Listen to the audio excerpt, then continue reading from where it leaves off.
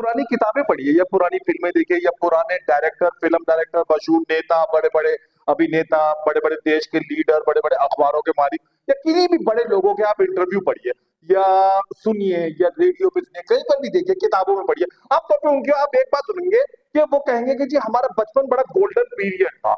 जो भी व्यक्ति हो, जो भी बड़ा आदमी बन गया, चाहे फिल्म अभिनेता या राजनीति में बड़ा या लेखक, किताबों में, उसमें आमतौर पे वो अपने बचपन को गोल्डन पीरियड के बारे में बात करेंगे कि हमारा बचपन गोल्डन पीरियड था। इसी तरीके से एक कैलाश सत्यार्थी जी है, बचपन बचाओ आंदोलन उन्हीं की देन है, बच्चों के लिए वो काम करते हैं। वो कहते हैं कि बचपना हक है बच्चों का, बचपन के अंदर पढ़ाई होना, आजादी होना, अच्छा माहौल मिलना, ये बच्चों का हक है जो हर देश को उनको देना चाहिए। सिर्फ भारत को नहीं, दिल्ली को नहीं, पूरी दुनिया के देशों को, बच्चों को उनका हक देना चाहिए। ये आप देख रहे हैं, ये मासूम बच्चे, ये सुंदर सुंदर प्यारे प्यारे जो आप बच्चे देख रहे हैं, ये यहाँ पर इनको हक दिया जा रहा है कलम बदलेगी तंजीम एनजीओ की तरफ से। ये आप बच्चे देख रहे हैं, सुंदर सुंदर बच्चे, ये आसपास में ही रहते हैं, मिडिल क्लास लोअर क्लास घरों के बच्चे, इनके माता पिता काम पर जाते हैं। ये बच्चे यहाँ पर इस बीच में इनका इनका सबसे दुर्भाग्य वाली बात जो मैं आपको बता रहा हूँ, इनका गवर्नमेंट स्कूल में भी एडमिशन नहीं हो पाया। देश की राजधानी दिल्ली में रहते हुए भी इनका देश की राजधानी दिल्ली में रहते हुए भी सरकारी स्कूल में भी एडमिशन नहीं हो पाया। इनको एक एनजीओ ने अडॉप्ट करा हुआ है, वो इनकी पढ़ाई का खर्चा, इनके खाने पीने का खर्चा, इनके रहने सहने का खर्चा सब उठाते हैं। इनको किसी लायक बनाने के लिए वो एनजीओ यत्र तत्र प्रयत्न करते हैं। इन बच्चों से हम बात कर देंगे, इन बच्चों एनजीओ के बारे में आपको बताएंगे। ये आप इधर देखिए, ये निशा मैडम है, ये बेचारी लड़की आप देख रहे हैं लगभग ग्रेजुएट है, और इसने थोड़े समय पहले ये एनजीओ ज्वाइन करी। पूरा दिन सुबह से लेकर शाम तक ये बच्चों को देखती है, इनको पढ़ाती है। इसका बस एक ही मकसद है, हालांकि इसकी खुद कैरियर बनाने की उम्र है, पर मैं इसके इसके इसके आत्म प्रेरणा की और इसके काम करने के तरीके की मैं तारीफ करूंगा कि ये अपने खुद के बनाने वाले कैरियर के समय में भी इन बच्चों के कैरियर बनाने की चिंता में लगी हुई है। इस बच्ची को ये पढ़ाने में लगी रहती है कि ये अच्छे ज्यादा शब्द सीख ले, उस बच्चे को वो एबीसीडी बताने में लगी रहती है, उस लास्ट वाले बच्चे को अच्छे से काका का और मात्रा बताने में लगी रहती है। और छोटे बच्चे आ जाते हैं तो ये जो मेरे हाथ में खिलौने हैं, ये बेचारे ये दोनों लोग मिलकर उन बच्चों को खिलौनों से कम खिलाने में लगे रहते हैं। ये निशा मैडम है। निशा मैडम, इस एनजीओ के बारे में सबसे पहले दर्शकों को बताएं। ये एनजीओ खोला गया था ताकि जो बच्चे पढ़ नहीं पाते किसी कारण से, उनको बेसिक शिक्षा मिल सके। तो यही मोटिव है कि हर बच्चा शिक्षित हो और हर घर में शिक्षा पहुंचे। कितने साल हो गए इस एनजीओ को खुला हुए? साल नहीं हुआ, भी 4-5 महीने हुए ज्यादा। अच्छा अच्छा, किन लोगों का प्रयास है ये एनजीओ? आपका है या और लोग हैं, नाम बताएं। हमारी मैम है आशी मैडम, और सर है राकेश दत्त रायल सर। उन दोनों का है ये, उन दोनों ने स्टार्ट किया था ये एनजीओ, और वही चला रहे हैं, सारा खर्चा वही उठा रहे हैं फिलहाल। अच्छा अच्छा, तो हम ये एनजीओ देख रहे हैं, कितने बच्चे फिलहाल आप लोगों के पास मौजूद है? हमारे पास 40 बच्चे बच्चे आते हैं। घटते बढ़ते रहते हैं, घटते बढ़ते कभी रहते 50-60 हो जाते हैं, हैं। कभी 35-40-30 हो जाते हैं, इस टाइप का रहता है। कौन है ये बच्चे निशा मैडम, कौन है ये बच्चे, कहाँ से लाए जाते हैं, कौन जैसे है ये? कोई पेरेंट्स लेबर होते हैं, वो दोनों काम पे चले जाते हैं, साथ लेके चले जाते हैं बच्चों को, कि मतलब कि यहाँ पे रहने के लिए कोई नहीं है, तो फिर ये ऐसे ही भटकते रहते हैं। जिनके आधार कार्ड नहीं है वो बच्चे पार्कों में भटकते रहते हैं, वो बच्चे, जो भी बच्चे किसी भी कारण से स्कूल नहीं जा रहे, उन सबको शिक्षित करने का ये। इनके माँ बाप छोटा मोटा कोई रोजगार करते हैं, कोई रोजगार करते हैं, जैसे कि घरों में काम करना हो गया, इनकी माँ हाउसमेड हो गया, हाउसवाइफ हो गई। बिल्डिंग बनाने वाले हाँ हाँ कारीगर हो गए, हाँ, या ये सब और कोई छोटा ठेला टाइप लगाने वाले हो गए, वही सब। जिनके पास उतने ज्यादा संसाधन नहीं है, तो ये बच्चों को फिलहाल आप ले आते हैं। तो यहाँ क्या क्या सिखाने की आप कोशिश करते हैं इन लोगों को? यहाँ हर तरह की चीजें, ये जो चीजें बनाई है ये बच्चों ने बनाई है। अच्छा, ये चीजें मैं ऐसे एक इनको बना के बताती हूँ कि ऐसे ऐसे होगा, ये खुद ही करते हैं। फिर क्राफ्टिंग हो गया, ये दिवाली आई थी तो ये सारे दिए बच्चों ने पेंट किए इस तरह से खुद से। ये आप दिए देखिए, ये क्रिएटिविटी है, ये बच्चों के दिमाग की क्रिएटिविटी है जो इन्होंने अपने तरीके से बनाई। ये साधारण दिया था, लिया। आप इसकी खूबसूरती देखिए, आप देखिए किस तरीके से बच्चों ने इसे सजाने की कोशिश करी है। आप ये इसकी क्रिएटिविटी देखिए, आप इसकी कलरिंग देखिए, इसमें बनाने का डिजाइन देखिए। ये इन मासूम बच्चों के दिमाग का खेल है। ये वो बच्चे, ये आप देखिए, ये इन्हीं बच्चों ने बनाया। ये कागज से बना हुआ, पेपर से बना हुआ, कुछ चीजों को मिला के आलतू फालतू की जो चीजें होती हैं उनको जोड़ जाड़ के इस कागज से ये खूबसूरत गमला बनाया गया। मैं इधर, ये आप देखिए, ये पेंटिंग्स आप देख रहे हैं, मकबूल फिदा हुसैन साहब भी मैं आपको बता दूं, पेंटर बनने से पहले छोटे मोटे इसी तरीके से एक साइकिल पंचर की दुकान के पास में बैठ के यूं ही पोस्टर बनाया करते थे फिल्म फिल्म टाइप का। अब देखिए फिर वो कितने मशहूर हुए। आप ये पेंटिंग देखिए, ये बच्चे जो भी ये पेंटिंग बना रहे हैं, ये देखिए ये तितली कागज से बनाई गई है काट कूट के। मुझे यकीन है आप में से कईयों के बच्चे शायद ये नहीं बना पाते होंगे। ये छोटी सी आप पेंटिंग देखिए, ये कैसी भी लग रही है, लेकिन आप इसकी मेहनत और इसकी क्रिएटिविटी की तारीफ जरूर करिए। आप इस तरफ देखिए कि कितने खूबसूरत से एक्टिविटीज बनाई गई है, कहीं फ्लावर बनाए गए हैं, कहीं पेंटिंग्स बनाई गई है, कहीं तितलियां, कहीं जानवर, कहीं पशु पक्षी, कुछ ना कुछ जो भी बच्चे के दिमाग में उपजा बना आया, वो बच्चों ने ये बनाने की कोशिश करी गई है। आने वाला समय मैं आपको बता दूं, 40 साल बाद, 50 साल बाद आप चले जाएंगे, मैं चले जाऊंगा, सब चले जाएंगे, तब ये वाली पीढ़ी जो है ये देश संभालेगी। ये वो लोग हैं, ये वो बच्चे हैं जो हमारे जाने के बाद में फिर इस देश को, इस व्यवस्था को, इस समाज को संभालेंगे ये। और ये बच्चे, अच्छा समाज तभी बनेगा जब बच्चों के दिमाग में अच्छी क्रिएटिविटी, अच्छे अक्षर, अच्छा ज्ञान भरा होगा। जो ये कलम बनेगी तकदीर जो अपनी तरफ से भरसक प्रयास कर रही है। के निहाल विहार क्षेत्र में मौजूद है ये कलम बदलेगी तकदीर, ये एनजीओ, ये आप देख रहे हैं, ये दिल्ली के निहाल विहार पार्क में डीडीए पार्क, जिसे छठ पूजा तालाब भी कहते हैं, छठ पूजा पार्क भी कहते हैं, छठ पूजा पार्क के पास में ये एनजीओ स्थापित है। निहाल विहार से जब आप नाले वाले रोड से आप अंदर आते हैं, अंदर आते हुए आपको एनजीओ मिल जाएगी। अगर कोई इस एनजीओ को देखने के लिए आना चाहे तो कहाँ, किस तरीके से आ सकता है दिशा मैडम? ये एनजीओ डीडीए पार्क रोड, तो उसमें आ सकता है, निहाल विहार RZ Q10, ये इसका एड्रेस है। आप निहाल विहार में आइए, निहाल विहार में आप अंदर घूमते चले आइए छठ पूजा तालाब में, और बिल्कुल लास्ट में आने के बाद आप RZ Q10 पूछेंगे, थोड़ा हल्का मामूली सा ढूंढना पड़ेगा, लेकिन आप पहुंच जाएंगे। तो वहां पर आपको ये एनजीओ मिल जाएगी। ये एनजीओ में आपको बता दूं कि इसको कोई सरकारी फंड मिल रहा है, कोई सरकार पैसा वैसा दे रही है यहाँ पे आके? सरकारी फंड नहीं है, ये पर्सनल किया जा रहा है। ये कोई सरकार इन्हें पैसा नहीं दे रही, कहीं कोई विदेशों से इनके पास कोई फंड नहीं आ रहा, कोई इस तरफ से, कोई आपकी तरह, मेरी तरह, इसकी तरह, उसकी तरह जो परोपकारी लोग हैं वो यहाँ पे इनको खाना, राशन, अनाज, कपड़े, खिलौने वगैरह दे जाते हैं। आपके घर में भी अगर कुछ ऐसी चीजें हैं जो आप यूज नहीं कर रहे हैं, चाहे वो छोटे बच्चे के कपड़े हों, चाहे कॉपी किताबें हों, चाहे वो पेन पेंसिल वगैरह हो, आप इस एनजीओ में दे सकते हैं। आपके पास में भी अगर कुछ ऐसे फल हैं जो आपको लगता है कि दिवाली पे बहुत सारी मिठाइयां, फल वगैरह आए हुए हैं, कुछ यूज हो रहा है, आपके छोटे परिवार में कुछ यूज नहीं हो पा रहा है, आप यहाँ पर आके दे सकते हैं। आपका बच्चा अगर अगली क्लास में पहुंच गया है और पिछली क्लास की किताबें आपके घर में किसी कोने में पड़ी हुई और आप इंतजार कर रहे हैं एक दिन कबाड़ी को बेचेंगे, मत बेचिए, आप यहाँ पर दे सकते हैं, इन बच्चों के काम आ सकते हैं। आप सोच रहे हैं कि आपकी शादी की सालगिरह आ गई है या आने वाली है, आपके माता पिता की कोई पुण्यतिथि आने वाली है, या आपके बच्चे का जन्मदिन आने वाला है, या कोई भी आपके गृह प्रवेश का समय आने वाला है, थोड़ा पैसा आप चाहते हैं कि आप किसी नेक काम में लगाएं, आप इन मासूम बच्चों के लिए लगा सकते हैं पैसा। क्या क्या लोग यहाँ पे दे सकते हैं निशा मैडम? खिलौने, कॉपी किताब, पेंसिल, राशन का कुछ सामान, बस कपड़े, सर्दियों के कपड़े, जूते, जो भी उनको देना चाहे दे सकते हैं। ये वो चीजें हैं जो इस टीचर के मन में आया और जिसको विचार लगा। लेकिन मैं आपको बता दूं कि ये जो आप एनजीओ देख रहे हैं, ये यहाँ पे पंखे चल रहा है, ट्यूबलाइट चल रहा है, यहाँ पे बिजली का बिल जरूर आता होगा।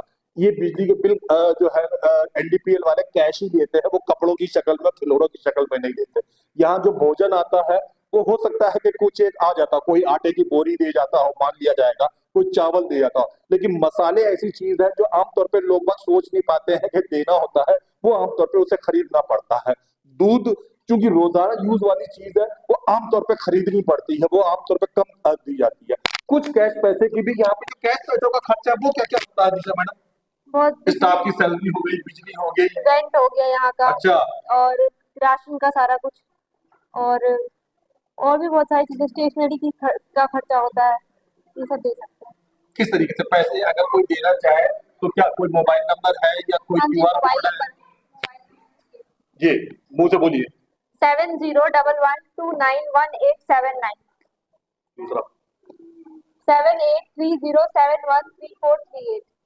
ये वो नंबर है जिसपे अगर आपके मन में आता है कि आप मासूम बच्चों की मदद करना चाहते हैं तो आप इन नंबरों के ऊपर दे सकते हैं। ये एक आशी मैडम और दूसरे कौन से सर है, एक राकेश कौशिक सर है, राकेश दत्त राय सर है, जो बिल के ये एनजीओ चला रहे हैं। मैं उन दोनों के बारे में भी बता दूं कि वो दोनों भी कोई मिल मालिक नहीं है, कोई टाटा बिरला नहीं है, कोई रिलायंस कंपनी चला रहा है। वो भी आपकी मेरी तरह एक मिडिल क्लास लोग हैं, बस उनके दिमाग में बच्चों की सेवा और परोपकार आया और उन्होंने ये उपक्रम शुरू कर दिया। प्रयास करा, उपक्रम शुरू करा, यही बहुत है। मैं आपको बताऊं कि तेनजिंग नोर्गे जो पहला आदमी था जो हिमालय पे चढ़ा था, सीधा हिमालय पे कूद के नहीं पहुंच गया था, उसने पहले जमीन पे सड़क पे कदम रखा, फिर धीरे धीरे धीरे धीरे चलता हुआ हिमालय पे पहुंचा था। राकेश शर्मा जो पहले यात्री थे, चांद पे पहुंचे थे, वो भी एकदम कूद के नहीं पहुंच गए थे, पहला कदम रखा, कपड़े पहने, रॉकेट में घुसे। तो हर चीज के लिए पहला कदम रखा जाता है। अगर आप पहला ही कदम रखे, इनके लिए कोई छोटी सी भी मदद कर सके, वो भी काफी है। देखते रहिए, दिखाते रहिए ताजा खबर। धन्यवाद।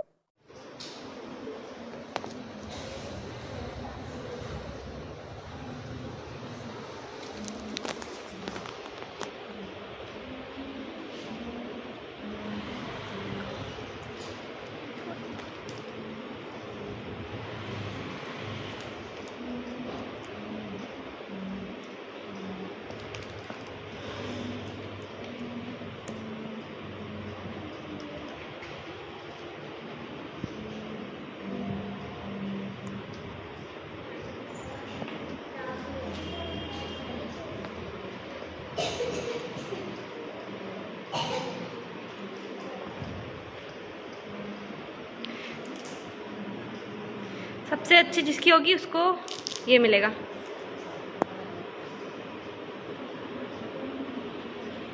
रेणु जी है, मैंने आपको बड़ी अच्छी अच्छी भावुकतापूर्ण बातें बताई, देश बदलने वाली बातें बताई, क्रिएटिविटी की बातें बताई, बच्चों से समाज बनेगा, कैसी ऊंची ऊंची मैंने बातें करी। पर मैं आपको एक बात बता दूं, खाली पेट भजन भी नहीं होता है। ये बच्चे अगर खाली पेट रहे, मैं खाली पेट रहूं ना, तो सच में हम ना समाज के लिए कुछ कर सकेंगे, ना ज्ञान के पढ़ाई के लिए। ये वो महान औरत है जो इन बच्चों का पेट भरती है। सुबह जब ये आते हैं तो इन बच्चों को खाना दिया जाता है, नाश्ता दिया जाता है, ताकि ये कम से कम दोपहर तक अगर पढ़ाई करें तो खाली पेट ना रहे। अक्षर तभी दिमाग में आएंगे जब कम से कम पेट भरा होगा। दोपहर में 1-1:30 बजे के आसपास में लंच ये महिला बनाती है। क्या देते हैं आप इन्हें सुबह खाने को? सुबह बिस्किट, ब्रेकफास्ट में कभी जूस, खाली कभी बिस्किट? नहीं, बिस्किट, जूस। अच्छा। हाँ, और ये फल फ्रूट भी देते हैं, जैसे केला हो गए, सेब हो गए, ये भी देते हैं। चाय कॉफी वगैरह?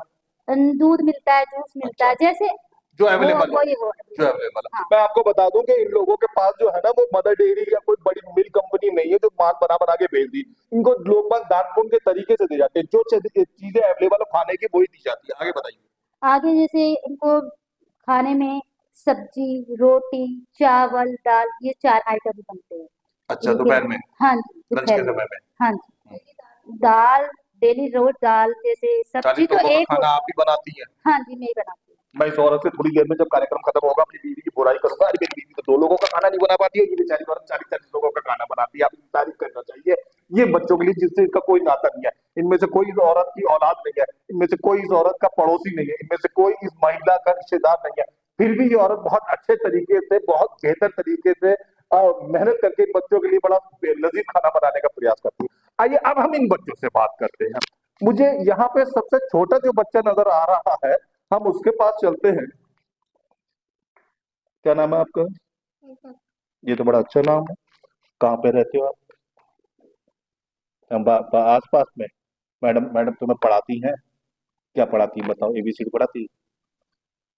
ये एबीसीडी जानता है? जानता है या जानती? अच्छा अच्छा अच्छा, क्या उम्र है इसकी? ठीक। ये बिल्कुल ही मासूम बच्चा था। अच्छा, मैं आपको ये बता दूं बच्चों, दर्शकों, आप ये बच्चा देखिए। अगर मैं कैलाश शताब्दी की बातें मानूं, ये छोटे बच्चे अगर गलियों में पड़े रहते हैं, मतलब इनके माँ बाप काम पे चले जाते हैं, क्या करते होंगे इसके माँ बाप निशा जी, अंदाजन? मिस्त्री का। मैं आपको बता दूं दर्शकों, इसके पापा मकान निर्माण का काम करते हैं। हमारी तरफ से शब्द के जो यूज करा जाता है वो मजदूर शब्द है, तो मकान बनाने वगैरह में इसके माँ बाप चले जाते हैं, मकान बनाने में ये बच्चा रहता है। मैं आपको बताऊं कि ऐसे बच्चों का आमतौर पर बहुत दुर्दशापूर्ण माहौल में जो रहते हैं, तो क्या होता है, ऐसे बच्चे सड़कों पे खेल रहे होते हैं, माँ बाप काम पे होते हैं, अपना दिन व्यतीत कर रहे होते हैं। यौन शोषण वाले कुछ भूखे भेड़िए, जिन्हें मेरे अपने ख्याल में गोली मार देनी चाहिए या सूली पे लटका देना चाहिए, ऐसे बच्चों को बड़ी क्रूर नजरों से तलाश रहे होते हैं। ये इस तरीके से मासूमियत का शिकार हो जाते हैं। और बताओ, तेज रफ्तार में गाड़ी चलाने वाले कुछ ऐसे लोग जिनको भी मुझे लगता है कि सूली पे लटका देना चाहिए, इन बच्चों की परवाह नहीं करते। वो आगे वाली गाड़ी और कार की तो परवाह करते हैं, इस मासूम बच्चे की किसी कार चलाने वाले को, मोटरसाइकिल वाले को परवाह नहीं होती है। वो उसकी टक्कर से ये घायल हुए होते हैं, माँ बाप काम पे होते हैं, ये बच्चा सड़क पे कहीं ऐसे जैसे कोई कुत्ता चोट खा के पड़ा हुआ था, उस बुरी दुर्दशा में। मुझे कहने में वाकई अच्छा नहीं लग रहा है कि ये एनजीओ का वाकई धन्यवाद करना चाहिए कि ये बच्चे जो किसी यातना के शिकार हो सकते थे, कम से कम ये संरक्षण में है किसी जगह पर। क्या नाम है तुम्हारा? हर्षी। कौन सी क्लास में पढ़ती हो? कहाँ रहती हो? मैं ना उधर रहती हूँ। आसपास में ही रहती हो? पापा क्या करते हैं? पापा कबाड़ी का काम करते हैं। कबाड़ी का काम करते हैं। और यहाँ पे कितने दिन से आ रहे हो? बहुत दिन से आ रहे हैं। खाना देते हैं ये तुमको? हाँ देते देते हैं। हैं? ऐसे ही झूठ बोलना, खाना कुछ खा तो नहीं लेती? नहीं मैडम देते हैं। देती हैं? हाँ, बिस्कुट तुम्हें ऐसे दिखा के मुंह में कुछ तो नहीं डाल देती? नहीं तुमको देती हैं? क्या और क्या देते हैं? दोपहर में क्या खाना खिलाया आज? आज वो देते हैं पीले चावल। पीले चावल और रोटी भी होती कभी? सब्जी होती है? शाबाश। तुम्हारा क्या नाम है? आरिश। आरिश, कहाँ रहते हो? आसपास में ही? हाँ, पापा क्या करते हैं? कबाड़ी में। अच्छा, तो यहाँ पे कितने दिन से आ रहे हो? 2-4 दिन हो गए या ज्यादा हो गए? और मैं जब से खुला थे।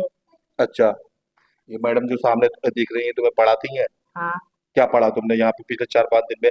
जनवरी के बाद क्या आता है? दिसंबर आता है, नवंबर आता है? जनवरी और मई और बहुत अच्छा। फरवरी, हाँ हाँ हाँ। फरवरी के बाद क्या आता है? मार्च। प्रयास है इन बच्चों को कुछ ना कुछ सिखाने का। हम, क्या नाम है तुम्हारा? कौन? कहाँ रहते हो? आसपास में ही रहते हो? पापा क्या करते बेलदारी। हैं? घर में काम। घरों में काम करते हैं? अच्छा, मम्मी पापा दोनों काम पे जाते हैं? और तुम्हारे और भी भाई बहन है? कहाँ है? एक मेरा और ये इसका तुम्हारा भाई है? ऐसे किन्हीं किन्हीं माँ बाप के दो दो तीन तीन बच्चे। अच्छा, यहाँ पे भाई बहन वगैरह भी होते होंगे ना? किन्हीं किन्हीं माँ बाप के 2-3 बच्चे हैं, और तो ये बड़ी खूब सुखद बात है, अनुभव है कि यहाँ पे वो सारे बच्चे कम से कम एक साथ भाई बहन यहाँ पे रह रहे होते हैं। मैं आपको बताऊं कि सरकार ने भी आंगनवाड़ी नाम का भी एक उपक्रम शुरू करा हुआ है, जिसमें आमतौर पे जेजे कॉलोनी टाइप के माँ बाप या और भी माँ बाप अपने बच्चों को कुछ घंटे के लिए वहां पे रख सकते हैं। पर वो आंगनवाड़ी भी, मैंने सुना है, पक्का मुझे भी नहीं पता, कि 1:30-2 बजे तक शायद बंद हो जाती है ना? तो 2 बजे तक माँ बाप को हर हाल में आके पड़ोसियों रिश्तेदारों को बच्चों को ले जाना होगा। यहाँ बढ़िया जिस चीज की मैं तारीफ कर रहा हूँ, दिल से सच में, मैं घर में जाके भी इस बात की तारीफ करता हूँ, यहाँ 4 बजे तक रुका जाता है। 4 बजे तक रहते हैं ना बच्चे आसपास में। मतलब 4 बजने का मतलब ये है कि 2 घंटे बाद ही 6 बज रहे होते हैं। 2 घंटे बाद बच्चों को थोड़ा बहुत इधर उधर करना होता है, फिर इनके माँ बाप लगभग घर में आ जाते हैं। बच्चों को निशा मैडम सिखाते क्या क्या?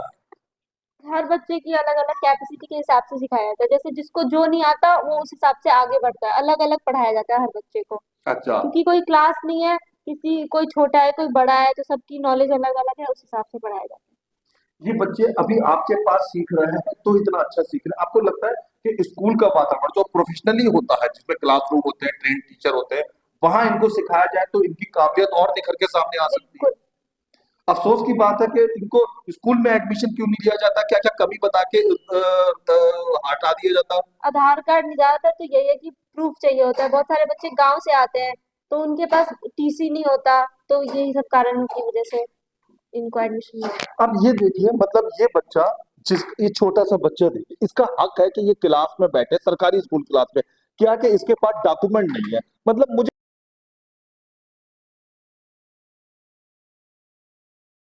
इस मासूम बच्चे का हक नहीं है कि ये पढ़ ना पाए।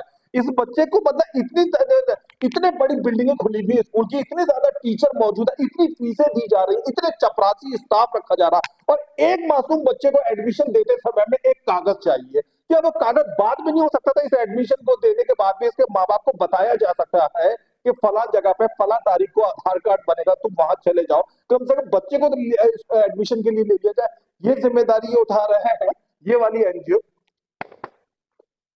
के निहाल विहार क्षेत्र में मौजूद है। ये कलम बदलेगी तकदीर, ये एनजीओ, ये आप देख रहे हैं, ये दिल्ली के निहाल विहार पार्क में, डीडीए पार्क, जिसे छठ पूजा तालाब भी कहते हैं, छठ पूजा पार्क भी कहते हैं, छठ पूजा पार्क के पास में ये एनजीओ स्थापित है। निहाल विहार से जब आप नाले वाले रोड से आप अंदर आते हैं, अंदर आते हुए आपको एनजीओ मिल जाएगी। अगर कोई इस एनजीओ को देखने के लिए आना चाहे तो कहाँ, किस तरीके से आ सकता है निशा मैडम? ये एनजीओ डीडीए पार्क रोड, तो उसमें आ सकता है। निहाल विहार RZQ10, ये इसका एड्रेस है। आप निहाल विहार में आइए, निहाल विहार में आप अंदर घुसते चले आइए छठ पूजा तालाब में, और बिल्कुल लास्ट में आने के बाद आप RZQ10 पूछेंगे, थोड़ा हल्का मामूली सा ढूंढना पड़ेगा, लेकिन आप पहुंच जाएंगे। तो वहां पर आपको ये एनजीओ मिल जाएगी। ये एनजीओ में आपको बता दूं कि इसको कोई कोई सरकारी फंड मिल रहा है, कोई सरकार पैसा वैसा दे रही है यहाँ पे आके? सरकारी फंड नहीं है, ये पर्सनल किया जा रहा है। ये कोई सरकार इन्हें पैसा नहीं दे रही, कहीं कोई विदेशों से इनके पास कोई फंड नहीं आ रहा, कोई इस तरफ नहीं, कोई आपकी तरह, मेरी तरह, इसकी तरह, उसकी तरह जो परोपकारी लोग हैं, वो यहाँ पे इनको खाना, राशन, अनाज, कपड़े, खिलौने वगैरह दे जाते हैं। आपके घर में भी अगर कुछ ऐसी चीजें हैं जो आप यूज नहीं कर रहे हैं, चाहे वो छोटे बच्चे के कपड़े हों, चाहे कॉपी किताबें हों, चाहे वो पेन पेंसिल वगैरह हो, आप इस एनजीओ में दे सकते हैं। आपके पास में भी अगर कुछ ऐसे फल हैं जो आपको लगता है कि दिवाली पे बहुत सारी मिठाइयां, फल वगैरह आए हुए हैं, कुछ यूज हो रहा है, आपके छोटे परिवार में कुछ यूज नहीं हो पा रहा है, आप यहाँ पर आके दे सकते हैं। आपका बच्चा अगर अगली क्लास में पहुंच गया है और पिछली क्लास की किताबें आपके घर में किसी कोने में पड़ी हुई और आप इंतजार कर रहे हैं एक दिन कबाड़ी को बेचेंगे, मत बेचिए, आप यहाँ पर दे सकते हैं, इन बच्चों के काम आ सकते हैं। आप सोच रहे हैं कि आपकी शादी की सालगिरह आ गई है या आने वाली है, आपके माता पिता की कोई पुण्यतिथि आने वाली है, या आपके बच्चे का जन्मदिन आने वाला है, या कोई भी आपके गृह प्रवेश का समय आने वाला है, थोड़ा पैसा आप चाहते हैं कि आप किसी नेक काम में लगाएं, आप इन मासूम बच्चों के लिए लगा सकते हैं पैसा। क्या क्या लोग यहाँ पे दे सकते हैं निशा मैडम? खिलौने, कॉपी किताब, पेंसिल, राशन का कुछ सामान, बस कपड़े, सर्दियों के कपड़े, जूते, जो भी उनको देना चाहे दे सकते हैं। ये वो चीजें हैं जो इस टीचर के मन में आया और जिसको विचार लगा। लेकिन मैं आपको बता दूं कि ये जो आप एनजीओ देख रहे हैं, ये यहाँ पे पंखे चल रहा है, ट्यूबलाइट चल रहा है, यहाँ पे बिजली का बिल जरूर आता होगा। ये बिजली के बिल जो है एनडीपीएल वाले कैश ही देते हैं, वो कपड़ों की शक्ल में, खिलौनों की शक्ल में नहीं देते। यहाँ जो भोजन आता है वो हो सकता है कि कुछ एक आ जाता, कोई आटे की बोरी दे जाता हो, मान लिया जाएगा, कोई चावल दे जाता हो, लेकिन मसाले ऐसी चीज है जो आमतौर पर लोग बाग सोच नहीं पाते हैं कि देना होता है, वो आमतौर पर उसे खरीदना पड़ता है। दूध चूंकि रोजाना यूज वाली चीज है, वो आमतौर पे खरीदनी पड़ती है, वो आमतौर पे कम दी जाती है। कुछ कैश पैसे की भी यहाँ पे जो कैश पैसों का खर्चा है वो क्या क्या होता है दिशा मैडम? बहुत स्टाफ की सैलरी हो गई, बिजली हो गई, रेंट हो गया यहाँ का, अच्छा, और राशन का सारा कुछ, और भी बहुत सारी चीजें, स्टेशनरी का खर्चा होता है, ये सब दे सकते हैं। किस तरीके से पैसे अगर कोई देना चाहे तो क्या कोई मोबाइल नंबर है या कोई हाँ जी, क्यूआर मोबाइल कोड है? नंबर जी, मुंह से बोलिए। 7011291879, दूसरा, 7830713438। ये वो नंबर है जिसपे अगर आपके मन में आता है कि आप मासूम बच्चों की मदद करना चाहते हैं, तो आप इन नंबरों के ऊपर दे सकते हैं। ये एक आशी मैडम और दूसरे कौन से सर हैं? एक राकेश कौशिक सर हैं, राकेश दत्त राय सर हैं, जो बिल के ये एनजीओ चला रहे हैं। मैं उन दोनों के बारे में भी बता दूं कि वो दोनों भी कोई मिल मालिक नहीं है, कोई टाटा बिरला नहीं है, कोई रिलायंस कंपनी चला रहा है, वो भी आपकी मेरी तरह एक मिडिल क्लास लोग हैं, बस उनके दिमाग में बच्चों की सेवा और परोपकार आया और उन्होंने ये उपक्रम शुरू कर दिया। प्रयास करा, उपक्रम शुरू करा, यही बहुत है। मैं आपको बताऊं कि तेनजिंग नोर्गे जो पहला आदमी था जो हिमालय पे चढ़ा था, सीधा हिमालय पे कूद के नहीं पहुंच गया था, उसने पहले जमीन पे सड़क पे कदम रखा, फिर धीरे धीरे धीरे धीरे चलता हुआ हिमालय पे पहुंचा था। राकेश शर्मा जो पहले यात्री थे, चांद पे पहुंचे थे, वो भी एकदम कूद के नहीं पहुंच गए थे, पहला कदम रखा, कपड़े पहने, रॉकेट में घुसे। तो हर चीज के लिए पहला कदम रखा जाता है। अगर आप पहला ही कदम रखें, इनके लिए कोई छोटी सी भी मदद कर सके, वो भी काफी है। देखते रहिए, दिखाते रहिए ताजा खबर। धन्यवाद।